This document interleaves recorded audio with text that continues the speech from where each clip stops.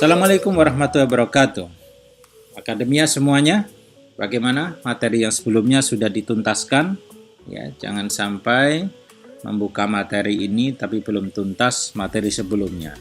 Ya, silakan di stop dulu kalau belum tuntas, bereskan semua materi sebelumnya. Baik, kali ini kita akan membahas tentang saving dan investment, menabung dan investasi. Perbedaannya apa sih ya? Kapan kita harus menabung, kapan kita harus melakukan investasi.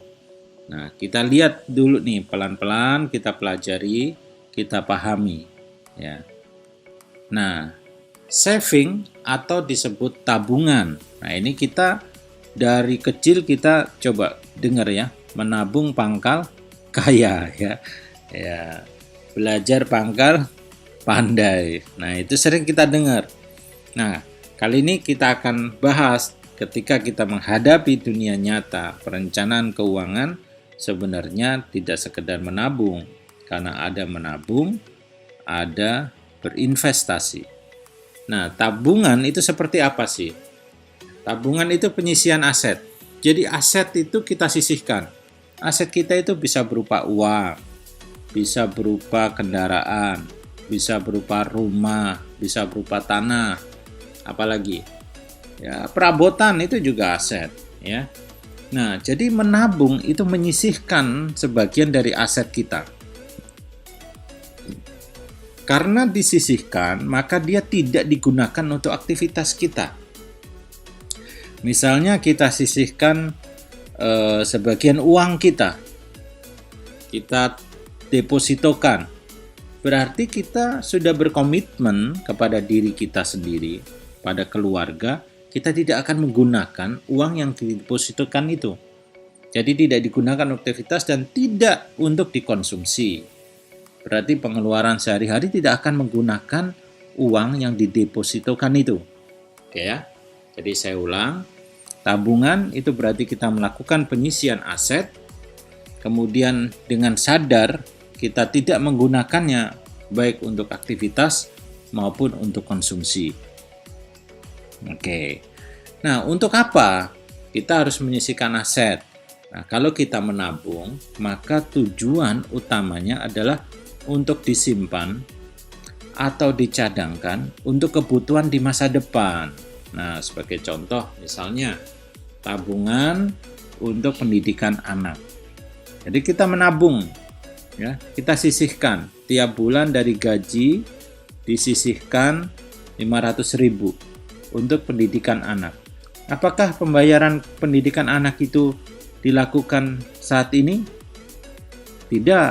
Kita berpikir misalnya anak akan masuk SD, SMP, SMA atau untuk kuliah beberapa tahun lagi ke depan.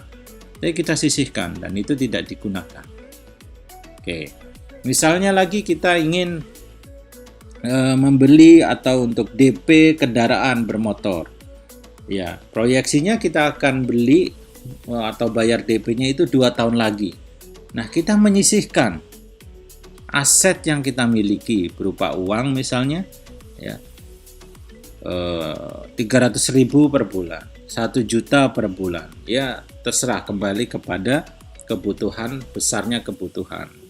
Oke. Jadi saya ulang, saving atau tabungan adalah penyisian aset yang dimaksudkan untuk pencadangan di masa depan. Dan dia tidak digunakan untuk aktivitas dan tidak pula dikonsumsi. Baik. Nah, sekarang apa bedanya dengan investasi? Investasi sama-sama penyisian aset. Jadi uang yang kita miliki disisihkan. Tidak digunakan untuk aktivitas, tidak pula untuk dikonsumsi. Tetapi penyisian aset yang dilakukan ini tujuannya beda. Kalau tabungan tadi kita lihat dulu, nah, untuk apa? Disimpan atau dicadangkan untuk kebutuhan masa depan. Ya. Nah, jadi dicadangkan untuk kebutuhan masa depan.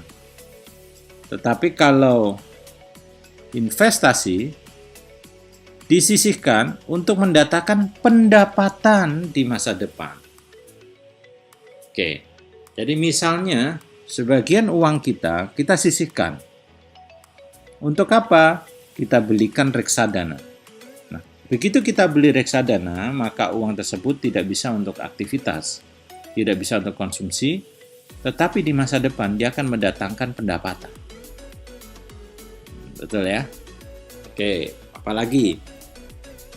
Misalnya termasuk pula dalam investasi adalah ketika kita memilih untuk modal bisnis.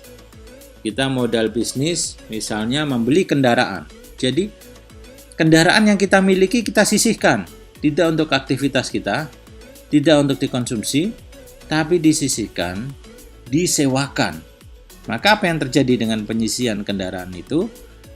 Kita akan mendapatkan pendapatan rental di masa depan. Nah, itu investasi.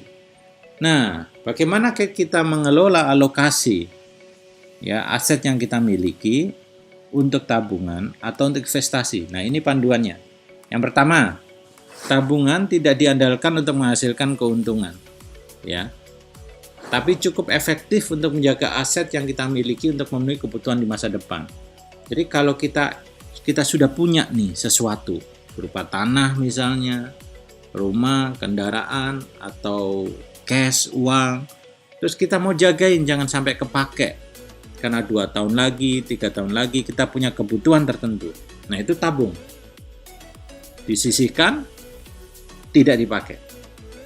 Tetapi kalau kita ingin mendapatkan arus pendapatan baru, ingat teori tentang keran, ya.